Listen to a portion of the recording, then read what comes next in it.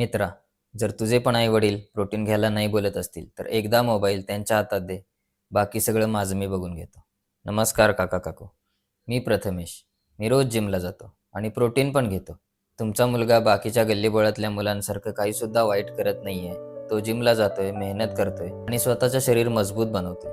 आणि त्याचा daily protein intake पूर्ण होत नसेल तर त्याची सगळी मेहनत वाया जाते. मला माहिती आहे की सध्या प्रोटीनचं नाव सगळीकडे खराब आहे. रोज काही ना काही ऐकायला भेटते आणि आपल्याला असं वाटत असते की माझा मुलगा काही प्रोटीन खाऊन आजारी पडायला नको. पण काका काकू, तुम्ही अजिबात टेन्शन घेऊ नका. तुमचा मुलगा मला माझ्या छोट्या भावासारखा आहे. मी त्याला अजिबात चुकीचं कोणतं प्रोटीन घेऊ देणार नाही. मी त्याला न्यूट्राबेचं प्रोटीन रिकमेंड करेन, ते पण पी प्रोटीन. हे मी स्वतः खातोय आणि हे कोणत्याही केमिकल पासून बनलेलं नाहीये.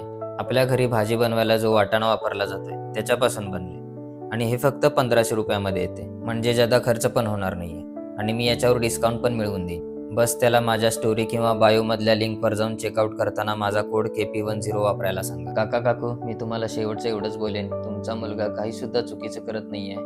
तो स्वतःचं शरीर मजबूत बनवतोय. त्याला तुम्ही सपोर्ट करा.